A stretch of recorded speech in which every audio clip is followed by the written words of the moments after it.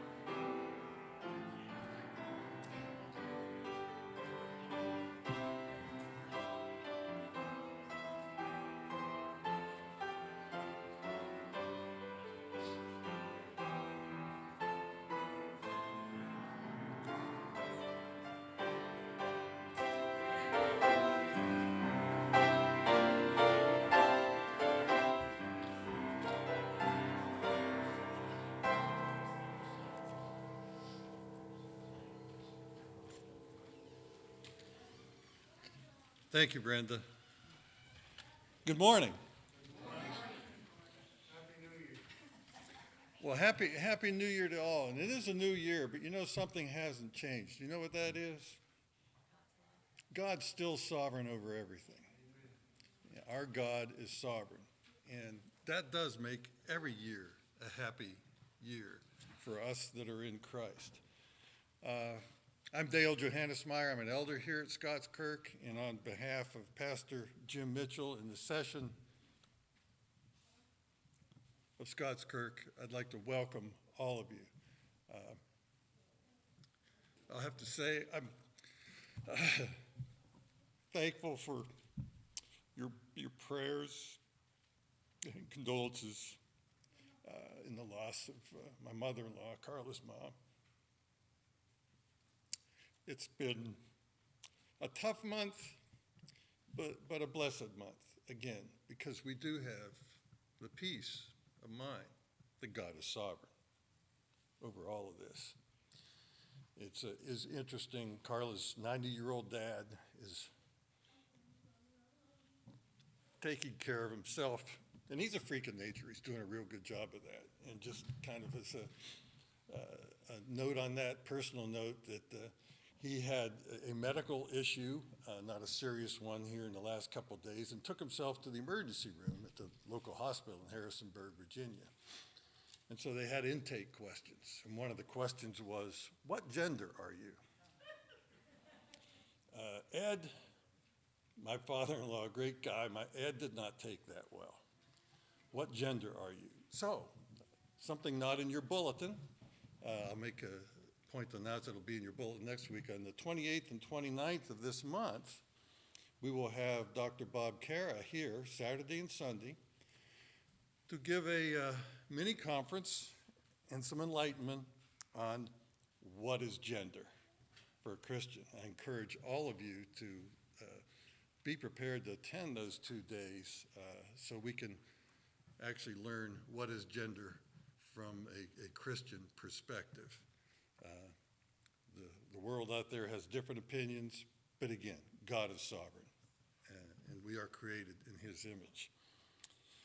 I encourage you to read the other announcements in the bulletin after the worship service. It's time to prepare our hearts and minds for worship, and I do encourage you, in your bulletin, we have from chapter 11 of the book of Hebrews, verses 5 and 6.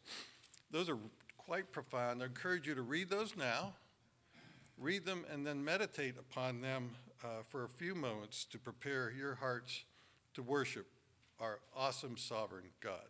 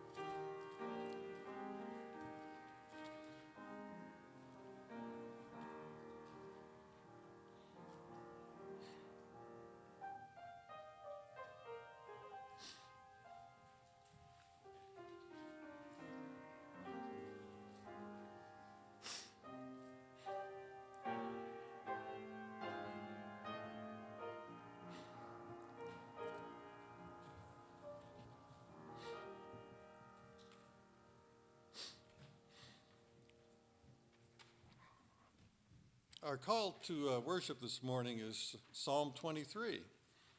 It's a psalm of David, and people very frequently don't necessarily associate it with a call to worship, but they associate it with funerals because it provides comfort for those grieving at funerals.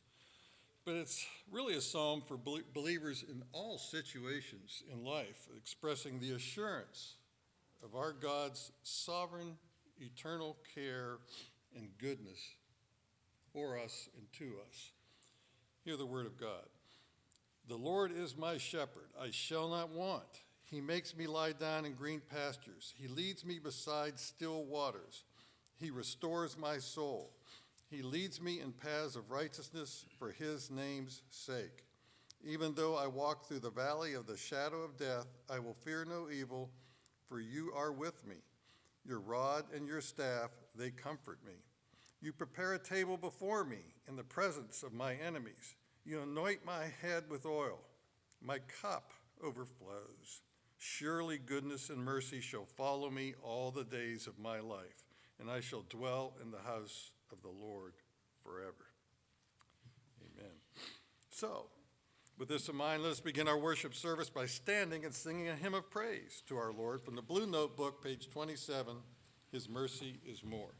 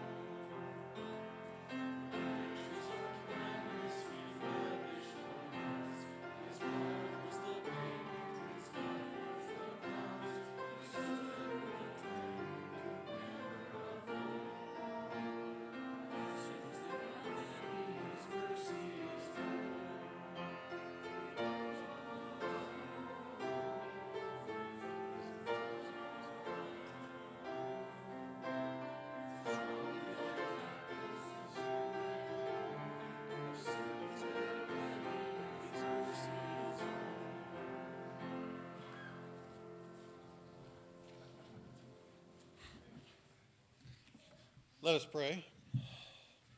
Heavenly Father, Son, Holy Spirit, this morning we seek your presence with us.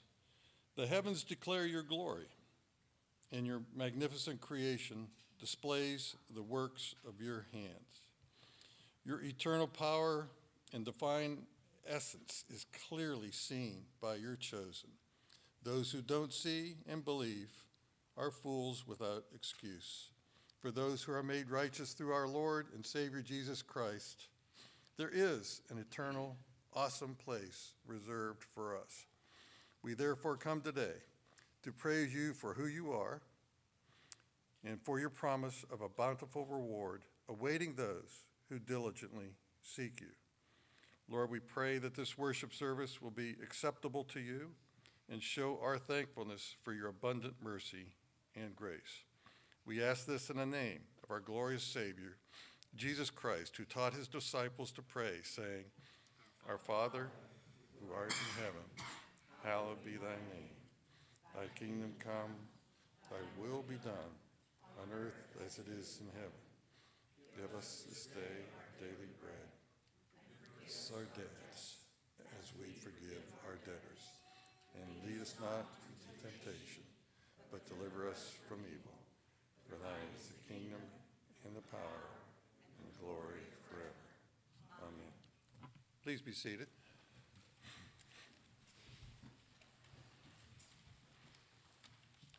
For our confession of sin this morning, I will read from Romans chapter 3, verses 19 and 20.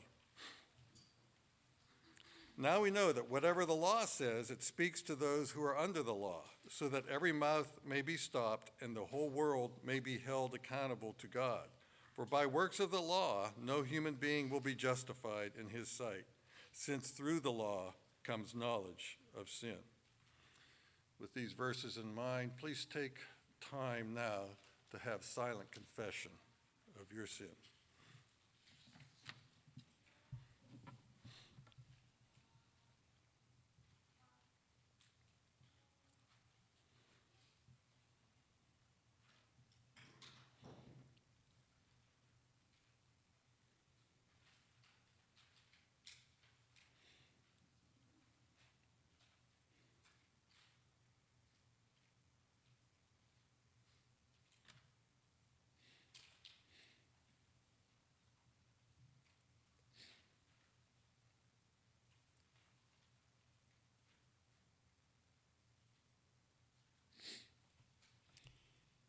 For our assurance of pardon this morning, I will read from Titus, chapter 3, verses 3 through 7.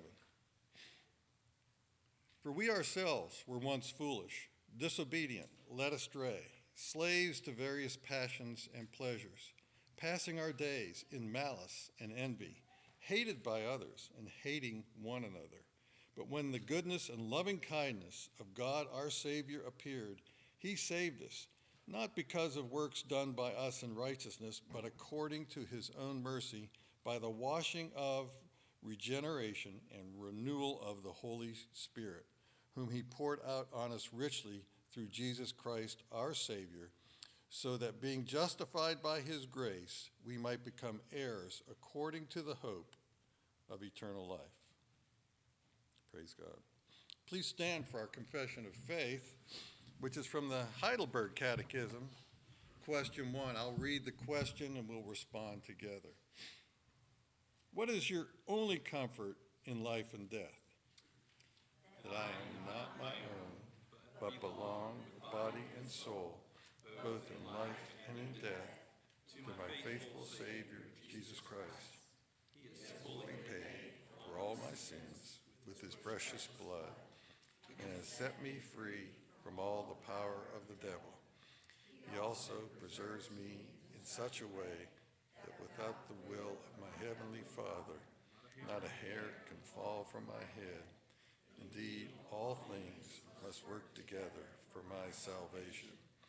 Therefore, by his Holy Spirit, he assures me of eternal life and makes me heartily willing and ready from now on to live for him. Please be seated. Time for our children's sermon. If the children will come forward and get the children's sermon from Elder Joel Reed.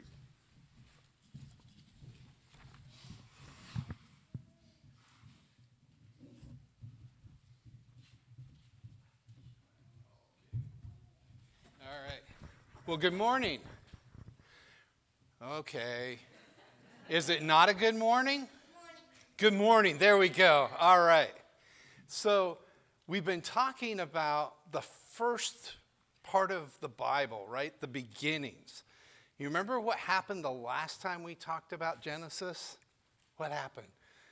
So, God told Adam and Eve not to eat the fruit from the tree, but they did not obey him because Satan tempted them to eat it. Right. And then they had two boys, right?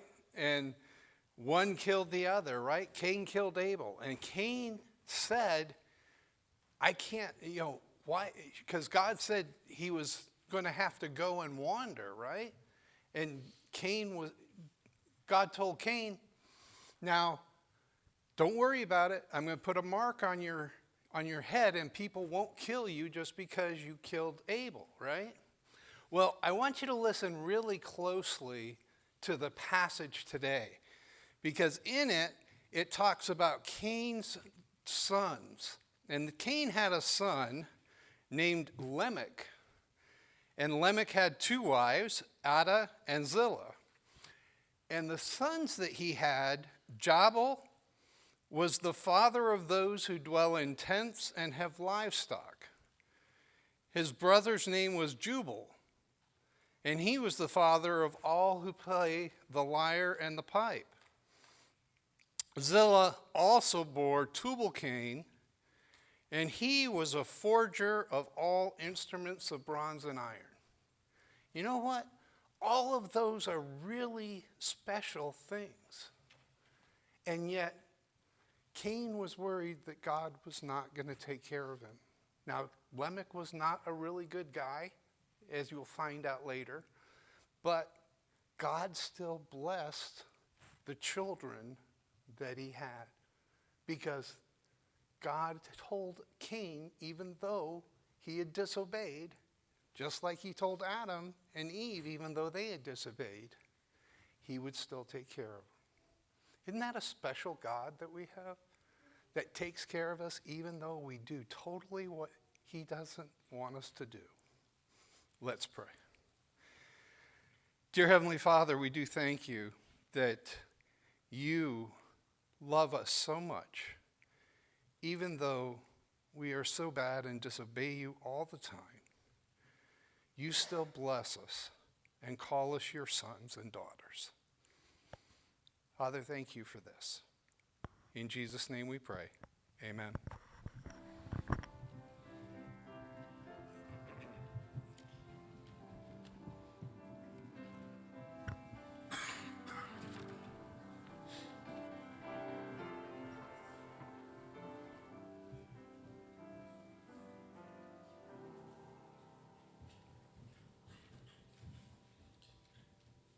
Thank you, Joel. For our scripture reading this morning, I will read Psalm 73. And this psalm, carrying the heading, God is my strength and portion forever, is attributed to Asaph. It begins with the declaration that God is good, but then describes the conflict the psalmist had with his envy of the prosperity of the wicked. Sound familiar? It's a common problem in this world now, the envy of the prosperity of the wicked. The psalmist goes on to describe how he got past this temptation, this envy, and how he was better off by appropriately dealing with those feelings. Hear the word of God. Truly God is good to Israel, to those who are pure in heart. But as for me, my feet had almost stumbled. My steps had nearly slipped. For I was envious of the arrogant when I saw the prosperity of the wicked. For they have no pangs until death. Their bodies are fat and sleek. They are not in trouble as others are. They are not stricken like the rest of mankind. Therefore pride is their necklace. Violence covers them as a garment. Their eyes swell out through fatness. Their hearts overflow with follies. They scoff and speak with malice. Loftily they threaten oppression. They set their mouths against the heavens, and their tongue struts through the earth. Therefore his people turn back to them and find no fault in them. And they say, how can God know? Is there knowledge in the Most High? Behold, these are the wicked, always at ease. They increase in riches. All in vain I have kept my heart clean and washed my hands in innocence. For all the day long I have been stricken and rebuked every morning. If I had said, I will speak thus, I would have betrayed the generation of your children. But when I thought how to understand this, it seemed to me a wearisome task, until I went into the sanctuary of God. Then I discerned their end. Truly you set them in slippery places. You make them fall to ruin. How they are destroyed in a moment, swept away utterly by terrors. Like a dream when one awakes, O Lord, when you rouse yourself, you despise them as phantoms.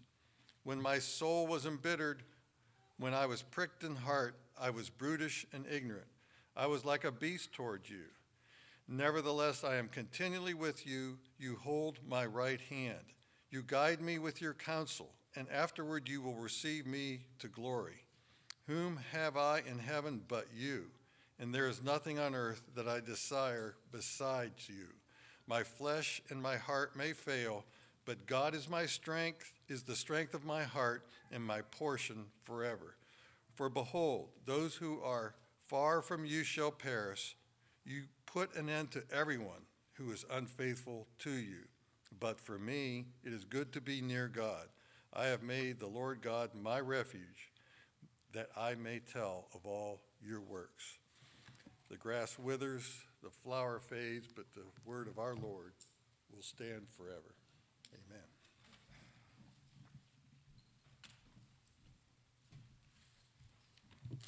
Let us go before our sovereign God in prayer. Holy, holy, holy is the Lord God Almighty, who was and who is to come.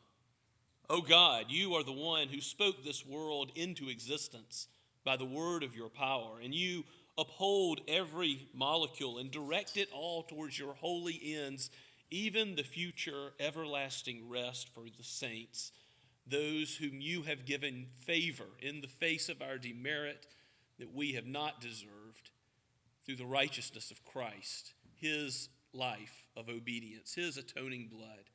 We thank you for the one mediator between God and man, and we know that your mercies are new every morning. Your faithfulness is great.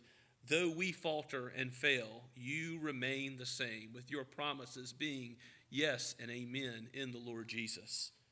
So, Lord, come and abide with us. By your Holy Spirit, be with us today, that we would see our sin and confess it and repent and turn from it, to turn to Christ by faith and be sanctified in the truth. For your word is truth.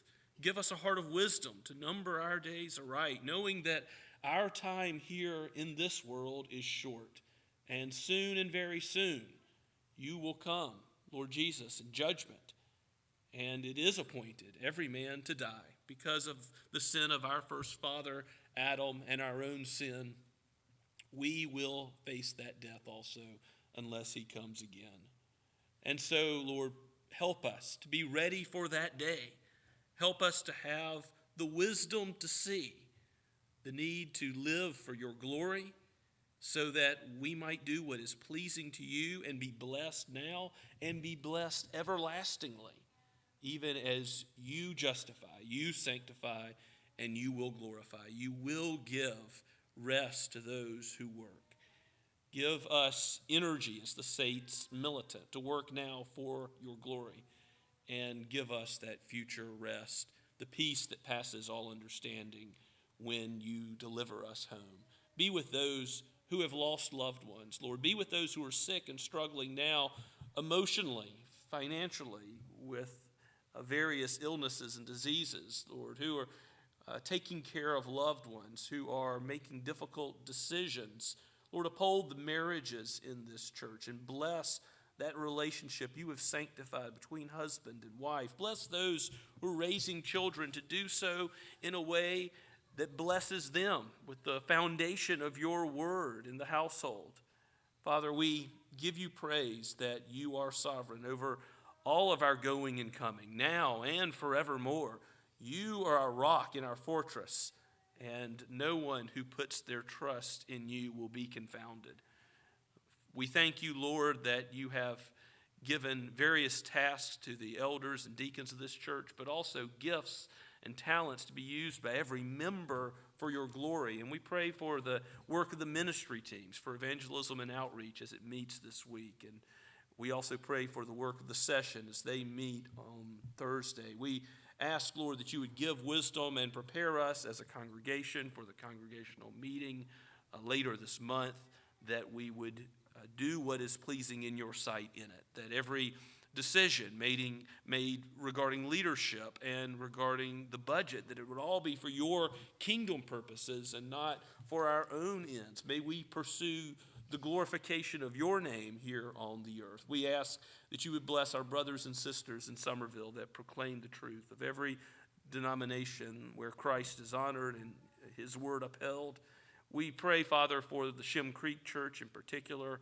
Bless Reverend Ben Carver and his marriage and the elders there and that whole congregation for how you will use their gifts and talents. And let us find opportunities in the future to plant more churches in the Low Country, for the need is great. There are many souls dear to you in this place. And we ask, Lord, that you would make the way plain to establish more Bible-believing and Reformed churches here.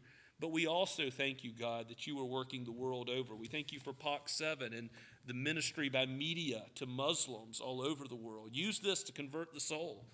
Also use the ministry of the hospital in Sahiwal, Pakistan, and the doctors and nurses there as they heal the body and minister the gospel hand in hand.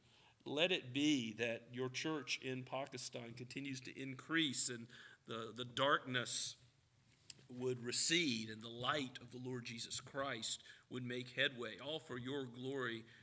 Father, we ask this. Bless those who are a part of Bridge Europe. We think of the Allers. We also pray for the Andes and Lord, in the work that you have called them to, in Columbia University's international ministry here in the States.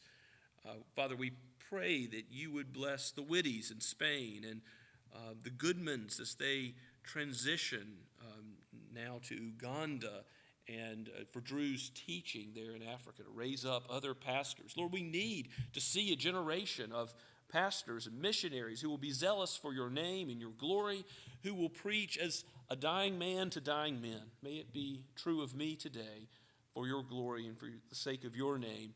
And may it be that you would raise up many, even some from our own congregation. Lord, be with our intern Dallas, even as he's traveling now. Help and equip him for what you would do in his life as the call is made clear to him as he continues to think about these things. We lift up, Lord, those who are in our youth group, and we think about the decisions they must make about college or work or career, and pray that you would bring ministry opportunities into their lives so that they might see how they may serve you in full-time ministry or as believers who are salt and light in this culture, and help us to have the wisdom to navigate this culture with all that it says about male and female and gender and marriage and all those who are in authority.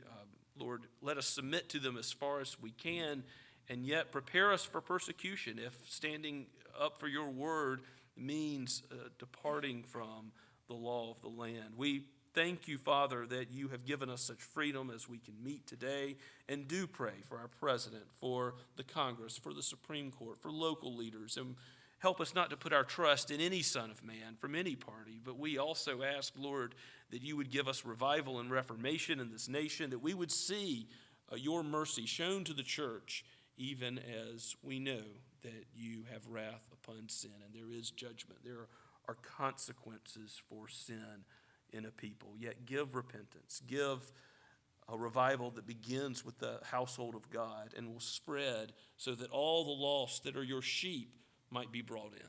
For we pray this all to the praise of your glorious grace, that your kingdom may be expanded, and that one day, and one day soon, the knowledge of you will cover the earth as the waters cover the seas. We look forward to that great day and pray this in Jesus' name. Amen. As we continue to worship the Lord, let us sing together once again from the Trinity hymnal, number 241, Thou Dost Reign on High.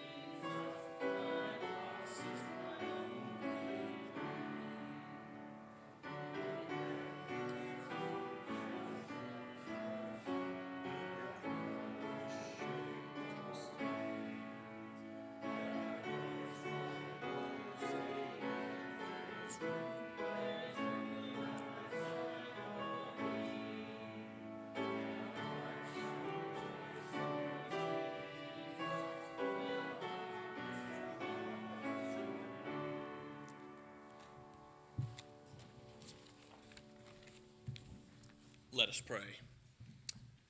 Oh, Father, Son, and Holy Spirit, you do reign on high, and you build your church. Lord, send your Spirit to work amongst us. Use these tithes and offerings for your glory, and let your name be proclaimed with deeds of love and mercy to the ends of the earth. We pray in Jesus' name, the great King of kings. Amen.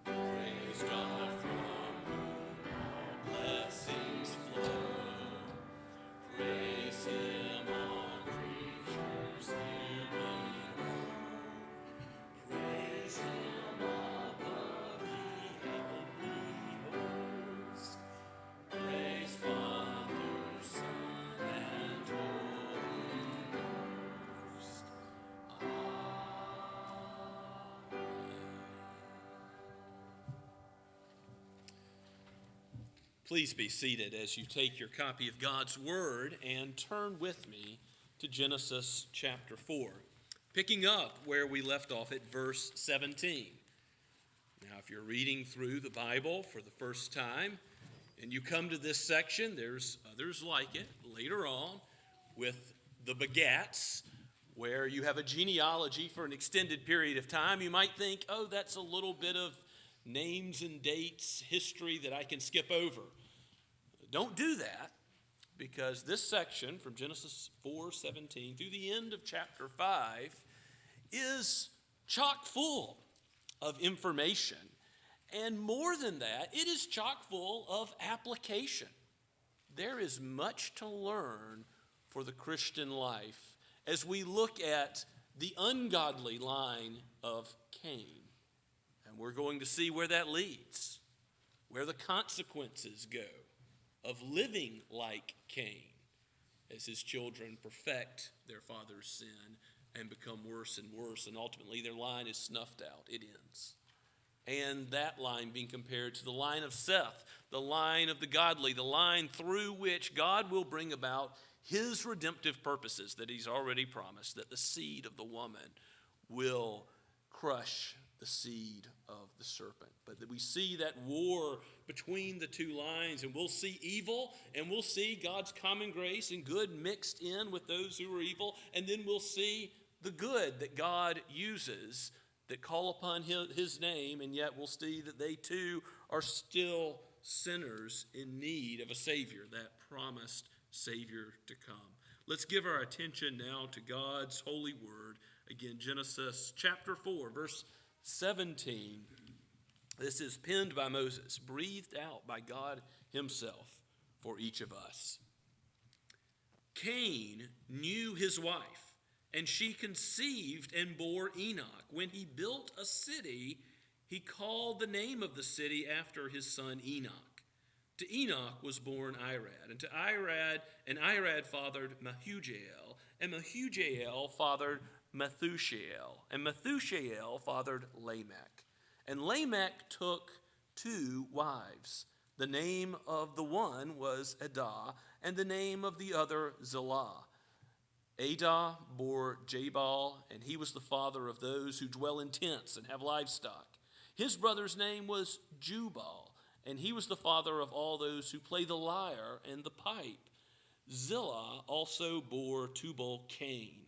He was the forger of all instruments of bronze and iron. The sister of Tubal-Cain was Naamah. Lamech said to his wives, Adah and Zillah, hear my voice. The wives of Lamech, listen to what I say. I have killed a man for wounding me, a young man for striking me. If Cain's revenge is 7-fold, then Lamech's is 77-fold. And Adam knew his wife again, and she bore a son and called his name Seth. For she said, God has appointed for me another offspring instead of Abel, for Cain killed him. To Seth also a son was born, and he called his name Enosh. And at that time people began to call upon the name of the Lord. This is the book of the generations of Adam. When God created man, he made him in the likeness of God, male and female. He created them, and he blessed them and named them man when they were created. When Adam had lived 130 years, he fathered a son in his own likeness, after his image, and named him Seth.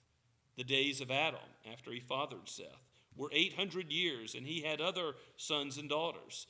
Thus all the days that Adam lived were 930 years, and he died. When Seth lived 105 years, he fathered Enosh.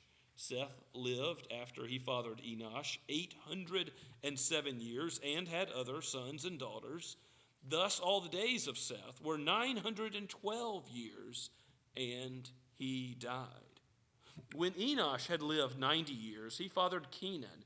Enosh lived after he fathered Kenan 815 years, and had other sons and daughters. Thus all the days of Enosh were 905 years, and he died. When Kenan had lived 70 years, he fathered Mahalalel.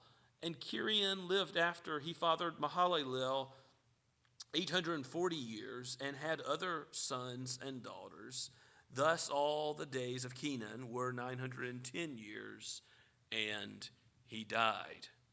When Mahalalel had lived 65 years, he fathered Jared. Mahalalel lived after he fathered Jared 830 years and had other sons and daughters.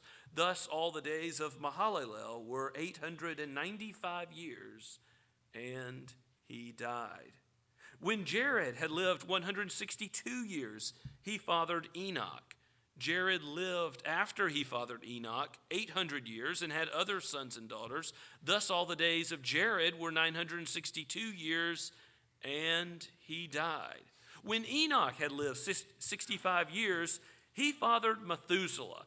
Enoch walked with God after he fathered Methuselah 300 years and had other sons and daughters.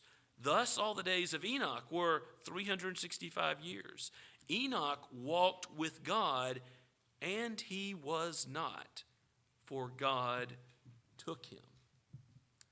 And when Methuselah had lived 187 years, he fathered Lamech. Methuselah lived after he fathered Lamech 782 years and had other sons and daughters. Thus all the days of Methuselah were 969 years, and he died. When Lamech had lived 182 years, he fathered a son and called his name Noah, saying, out of the ground that the Lord has cursed, this one shall bring us relief from our work and from the painful toil of our hands. Lamech lived after he fathered Noah 595 years and had other sons and daughters. And thus all the days of Lamech were 777 years, and he died. After Noah was 500 years old, Noah fathered Shem, Ham, and Japheth. Let's pray and ask for God's help. Oh, Holy Spirit, you are the one who has given this word, so aid us now to understand it aright. Give us focused concentration as we think about these generations, those of Cain and his line and those of Seth and his. May we walk in the line of the righteous, trusting in humbly your beloved Son that you sent for the forgiveness of sins. For we pray in his holy name. Amen. Remember that Genesis is history. This is a difficult text for some because they see these long ages of life, the lifespans, the longest of which, of course, is famously Methuselah at 969 years, for all those who want to win at Bible trivia, the longest life of any. And yet, we don't know what the situation was like in the earth's atmosphere pre-flood. We don't know if there was some natural way God preserved through the diminishing of UV rays or otherwise the lifespans in this way. But what we do know is there's no reason to treat it anything other than the literal way that it's presented as history. It's not saying people lived a long time ago, and it's not giving us any indication to treat these years as symbolic or mythical in any way. Just as we've been reading Genesis according to its genre from the very beginning, we must continue to do so now. And we do see a marked contrast between the end of chapter 4 and chapter 5. The long lives of the righteous are recorded, so we'll see the blessing of God to old age for them, for Seth's line. But for Cain's line, the ages are not recorded. In the end, Cain's line will be snuffed out. Cain's line will end. God will bring about his redemptive purposes, not through Cain and through his children, as we're going to see, who rebel against his word, against his creation ordinances. God will fulfill his promise, though, through sinners, even as we'll look at next week, like Noah, who will be used mightily as his prophets, both of judgment and of salvation. Go back to the beginning of our text, and we'll see as we pick up with the saga of Cain killing Abel and God mercifully leaving a mark of protection upon him or giving him some sign of protection. It says in verse 16 that the Lord that he fled away from the presence of the Lord and settled in Nod, which means wandering, east of Eden. And then there, when he's in Nod, he knew his wife, and she conceived and bore Enoch. But Cain then decides, I'm not going to be a wanderer. I'm not going to do what God said I would do. He built a city, and he names the city after his first child, Enoch. And so Cain is already rebelling against his maker. Though his sin of murder, he attempted to cover up. He attempted to hide from God. He was ashamed of it because he had the law of God written upon his heart. But his children will not be so. They will become more and more bold in their sin, and we'll see how that's carried out as we look at Cain's sons. And through Enoch, verse 18, we have Irad and Mehujael, and then he fathered Methushael, and Methushael fathered Lamech. Now, this is not the same Lamech as we see later as we approach Noah at the end of Seth's line. This is a different Lamech, and this guy is bad news. What is Lamech like? First of all, you read in verse 19, he took 2 wives. He said, I'll find a better way than God's way of marriage between one man and one woman. I'll have 2 wives for myself. Won't it be great? And men have been likewise trying to come up with their own ideas of what will make a better system than God's prescribed system. And it always ends in judgment and consequences and catastrophe and strife. And we're going to see that throughout the book of Genesis, as both Cain's line and Seth's line will be infected with the idea of polygamy. Here's the first polygamist, and yet it will have disastrous consequences for Abraham, for Jacob, for David, for Solomon, for so many in the history of the Old Testament. It was never approved by God.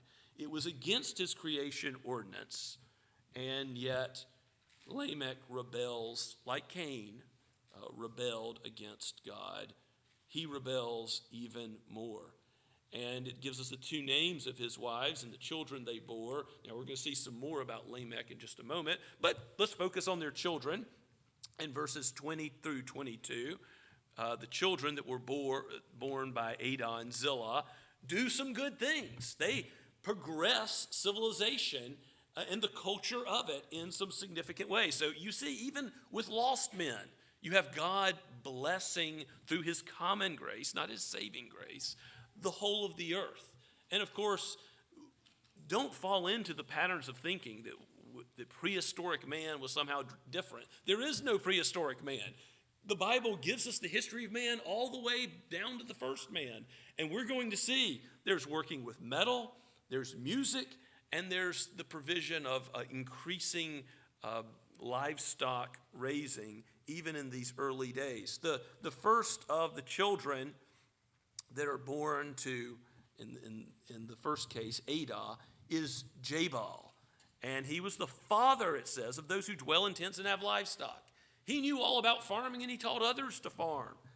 And that, of course, is a blessing to everyone, as there's a provision for the basics of life through livestock. Now, God hasn't yet given the command that they may eat of the livestock, and maybe they were doing that. But, of course, Abel raised livestock, and it's a righteous and a good calling. So that's good that Jabal was progressing civilization in the area of raising livestock. Now, his brother, Jubal, verse 21, is the father of all those who play the lyre and the pipe. I know that music is something that is beautiful on this earth, even though I am not gifted in it particularly. And music is something that we all appreciate. Unbelievers appreciate it, believers appreciate it. And of course, rightly used, music is meant for what purpose? To glorify God himself, to bring him praise. And there's umpteen psalms you can look at that talk about praising God with what instruments? The lyre, the flute, or however these instruments are translated. There may be different ways that they can be translated. Various instruments are to be used in the worship of God, and we see them all throughout the Psalms. I've given some in your outline on the back of the bulletin that you can look up later if you're so inclined. God brings musical praise to his name through this common grace that he's placed in the heart of these unbelievers. And Jubal, his name, by the way, sounds like Jubilee, doesn't it? And Yobal, that ram's horn that would be blown in the time of Jubilee to sound the praises of God going forth. The interesting etymology of his name. And after Jubal, we have Tubal-Cain. Of course, the hyphenation going back to the father Cain. Lamech wanted to make sure that Cain was remembered. But Tubal-Cain was the forger of instruments of bronze and iron. Metalworks, which are used in what? The tabernacle and the temple. God is going to use metal, of course, to bless people in various ways with equipment and weaponry. I mean, there's all sorts of ways in which metal is used for the benefit of mankind. And you have Tubal-Cain as the one who teaches others about bronze and iron. Yes, at this early date. Again, don't believe what secular historians will tell you about there being ages and epochs before man is involved in metalworks. Now we get back to Lamech and his character in verse 23. He says to his wives, "Listen to my speech. Hear what I have to say." And it's not a good speech. It's not a good song, a good poem that he writes. Like Cain, his first father, he says, "I've committed murder. I have killed a man for wounding me, a young man for striking me." That word in the Hebrew, elad, a young man, a young lad, probably means a teenager. Unlike Cain, who committed murder and tried to hide it, now Lamech's boasting about it in song. He's glorying in his shame. Never be surprised when unbelievers do that. They are bragging and boasting about the extent of their sin. And he'll go on in verse 24. If Cain's revenge is sevenfold, remember that's what God promised if somebody would attack Cain, because God was being merciful. Cain did deserve to be attacked and killed. Cain did deserve to lose his life because he was a murderer. As Genesis 9:6 says, the one who sheds man's blood, by man his blood will be shed. That's the life for life retributive principle of justice. But instead of life for life, eye for eye, tooth for tooth, strict justice, what does Lamech have in mind? He said, if Cain's revenge is sevenfold, which again was going to be enacted by God, Lamech says, I'm stronger than God. I'm mightier than God. My revenge is 70 times 7, 77-fold, which in the Hebrew sense of 7 being the number of perfection is an idea of limitless revenge. And not for one who kills me, or for just wounds me, gives me a scratch, gives me an injury. He's going to enact this limitless vengeance himself. What a boastful, prideful claim that is. And apparently he's carried it out on at least one young man. Lamech's an evil man, boasting in his evil. And like Cain before, he is rebelling against God. Whereas Jesus says the way of the believer is 70 times 7 what? Forgiveness. Going to our brother and saying, I'm going to not hold your sin against you. I'm going to be patient with you. I'm going to treat you the way God's treated me in being gracious and merciful. Instead of that, the unbeliever is saying, if you cross me, then you're going to get more and beyond what you deserve. A careful lesson to us, lest we let our hearts grow bitter, lest we think in our pride that we have the right to enact vengeance on others with our tongues or with violence. I don't know if you heard what Psalm 73 had to say. You could flip there with me once again if you have your Bibles at the ready. And the unbeliever that is being envied in verses 6 through 9, how are they described? Pride is their necklace. Violence covers them as a garment. Their eyes swell out with fatness. Hearts overflow with follies. They scoff and speak with malice. Loftily they threaten oppression. They set their mouths against the heavens. Their tongues strut through the earth. Doesn't that sound exactly like Lamech here in Genesis?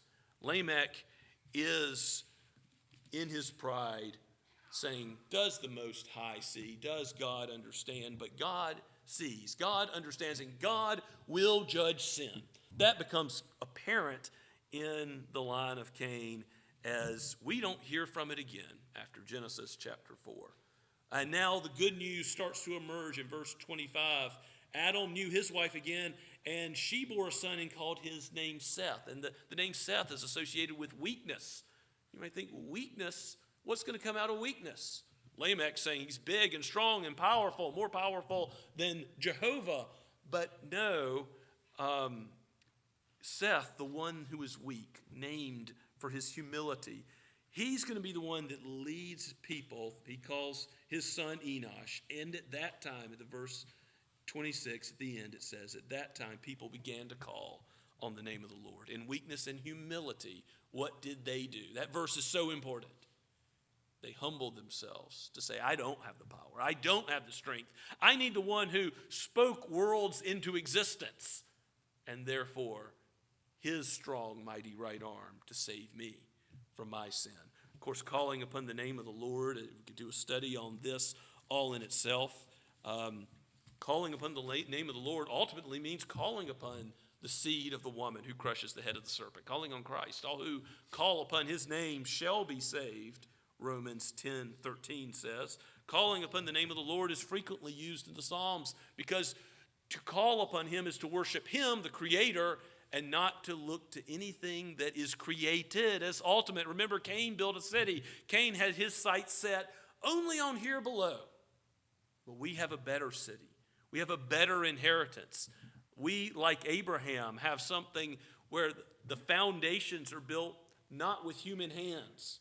We have a city given to us by God, and by faith we can trust, even as Seth's son Enoch did, in God's provision, and walk with him and receive that inheritance that is so much better than even a long life here on earth. And is it not the case that God, who spoke worlds into existence, even if it wasn't some atmospheric cause, could he have not sustained these nearly millennial years of life that we see in the generations of Seth? And we don't have time to go through all of these names, but I do want to note a couple significant ones.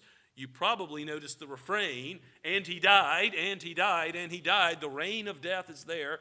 God's promise of the curse is true. You eat of the forbidden fruit, you will die. Spiritual death and physical death. It will come. And yet, there was one man who was given exemption from that, one of only two in Scripture. In 2 Kings chapter 2, you have Elijah being carried away with chariots of fire. But you've got Enoch who walked with God, and curiously it says he was not, for God took him. And I don't know if you noticed our verse in the preparation from Hebrews 11. It gives us commentary on Enoch. Just Jude also has something to say about Enoch. But Hebrews 11 tells us, as he's in the hall of faith, by faith Enoch was taken up, so he should not see death. And he was not found, because God had taken him. Now, before he was taken, he was commended as having pleased God. Without faith, it's impossible to please him. For whoever would draw near to God must believe that he exists and that he rewards those who seek him. And we don't know what kind of special revelation Enoch had from God, but presumably he did have some, because Enoch walked with God, it says, after verse 22 of chapter 5. He fathered Methuselah, and then for 300 years had other sons and daughters. So the implication is he was converted at that time when he fathered Methuselah, and for 300 years he served God afterwards. So you think, being converted at age 65, that's a lot of years not having walked with God. But God was merciful to him. Even after 65 years of rebellion, he was patient and gracious.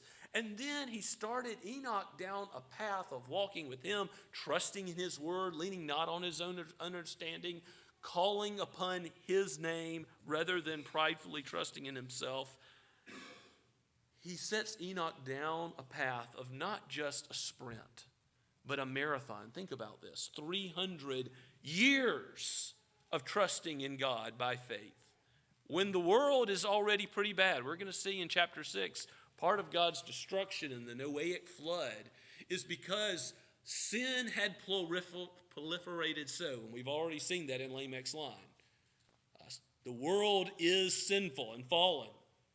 And yet Enoch stands out from the crowd because God takes him home without tasting death. And that gives us a clue, doesn't it? That the seed of the woman that's coming to deliver, God has a way through this promised Redeemer and Messiah that he's going to overcome the curse of death.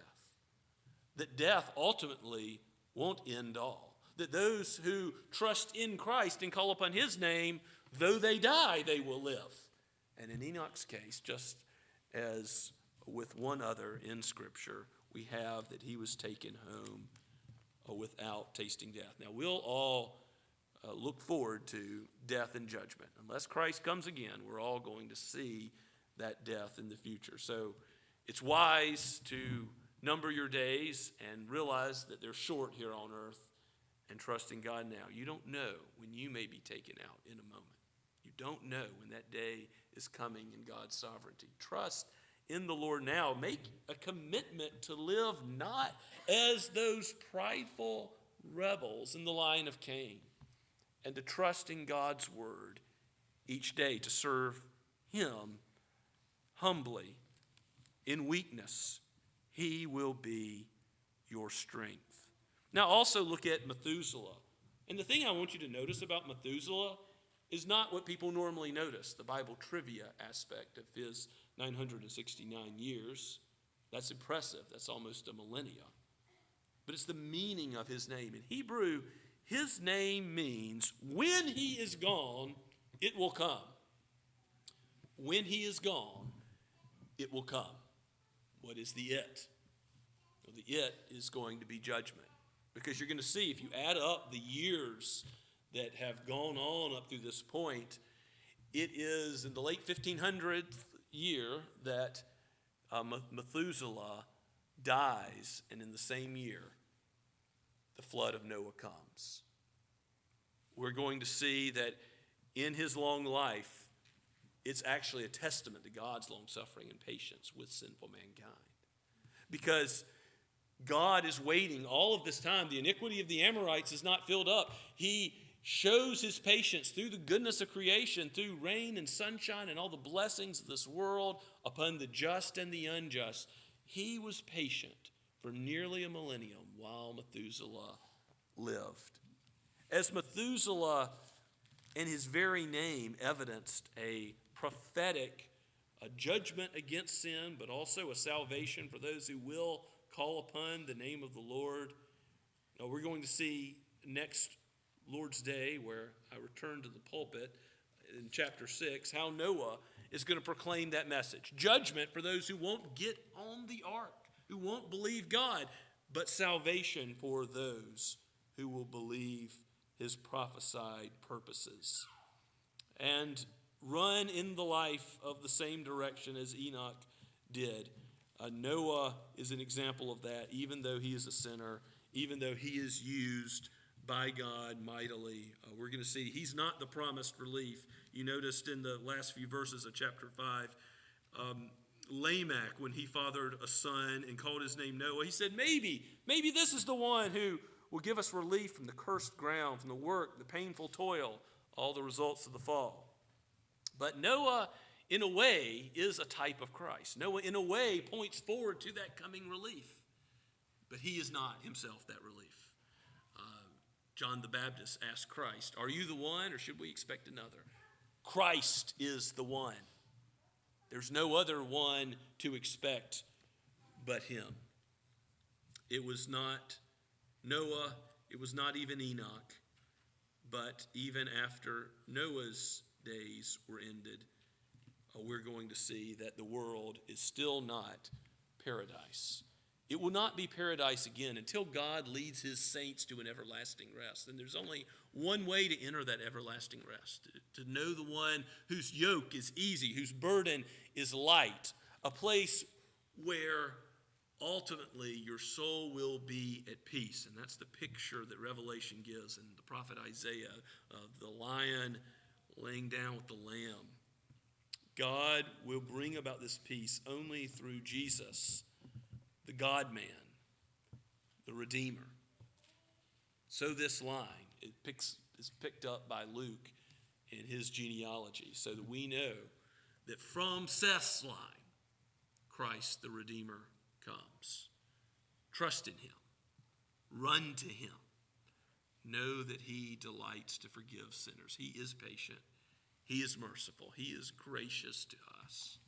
And he will lead us to a place where there is peace, peace forever. Let's pray together. Lord, we thank you for your wisdom in providing for us these chapters, for these historical references to the generations that have come before, so that we can see where sin leads and where faith leads. Point our hearts to Christ. May we cling to him all of our days, our short days here on earth, that we might know you in an everlasting eternity and call upon your name with the angels in heaven forever and ever. We pray in the name of the Redeemer, the Lord Jesus. Amen.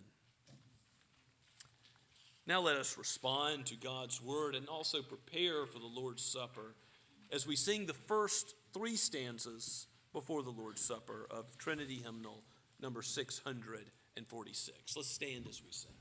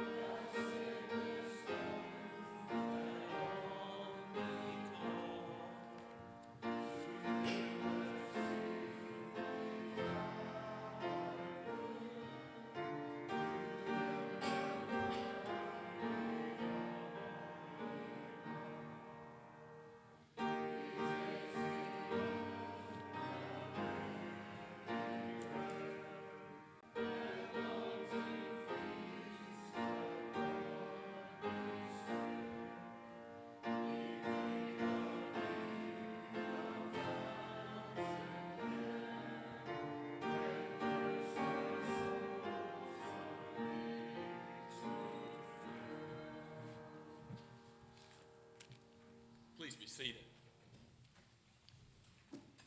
We come to the Lord's table as that which is instituted by Jesus Christ himself, not the table of Scots Kirk or the Associate Reformed Presbyterian denomination. So, if you are here today and your faith is in the Lord Jesus Christ, not yourself, no good works that you have done, but you cling to him for that hope of everlasting rest, then we invite you to come and to partake as brothers and sisters in him today. If you are a member in good standing, you've confessed that faith before the watching world, come to the Lord's Supper. Whether you've stumbled and fallen this week, it matters not. You are one who has been called to love God with all your heart, soul, mind, and strength every day, and we fail at that constantly. I don't believe we have 1 second where we can say it goes by that we have loved God or our neighbor as we ought. This table is for sinners. This table is for those who acknowledge their weakness, not for those who claim to be righteous.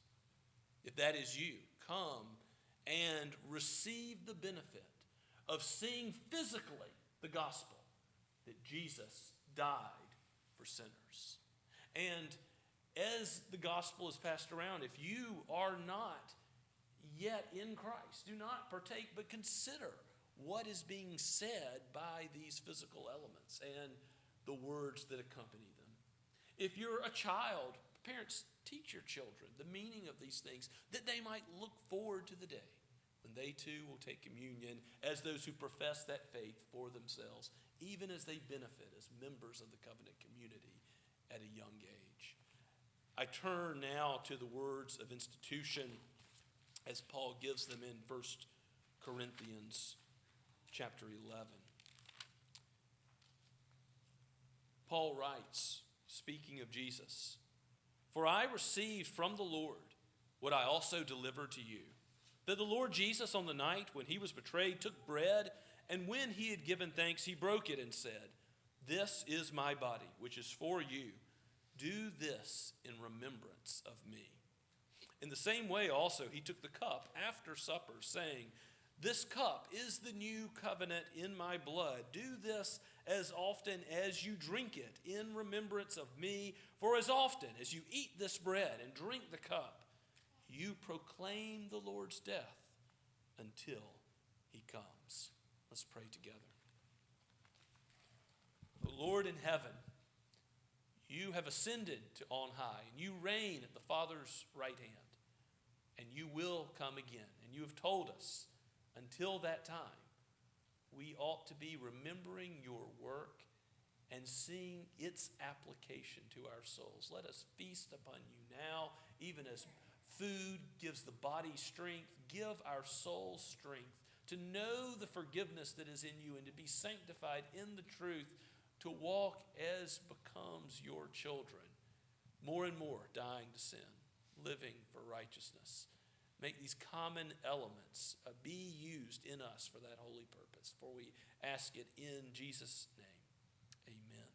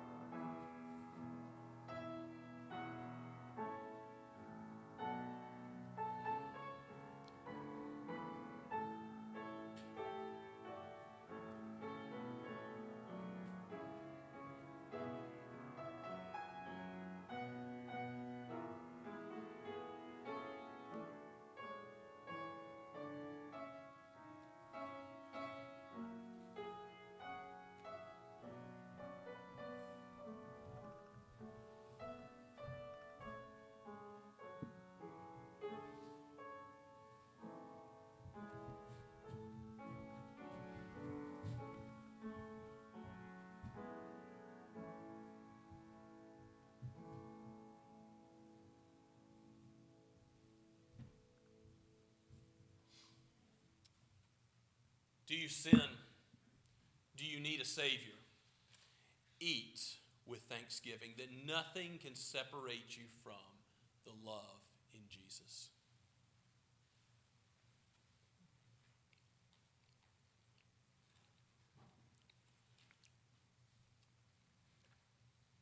And as the love of God is found in Christ, we remember that he not only gave his body to be broken, but his blood poured out.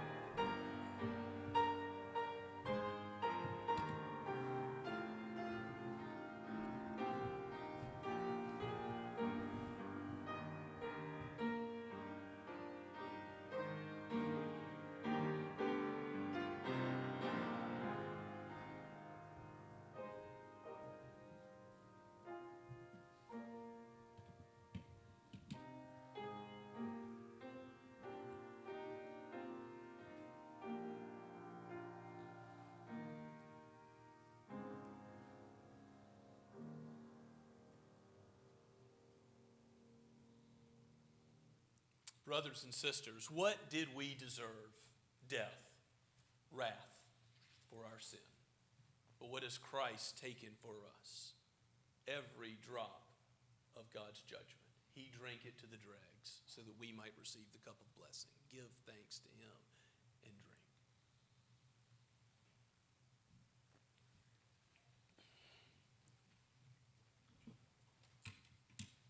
drink. Let us pray together.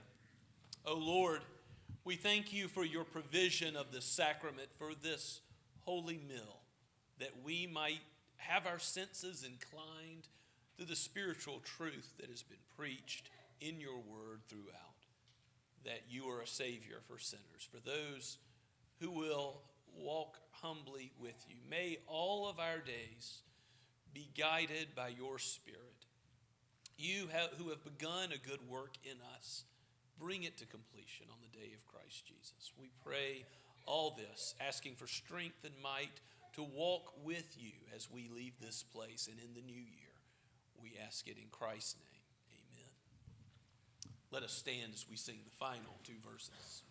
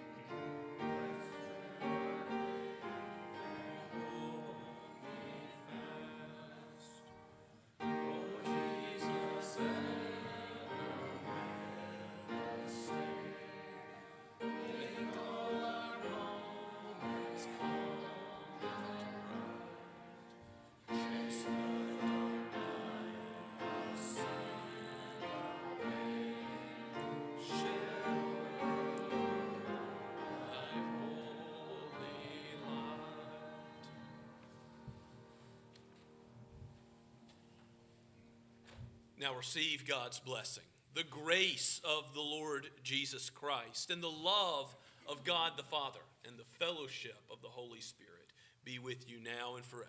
Amen and amen.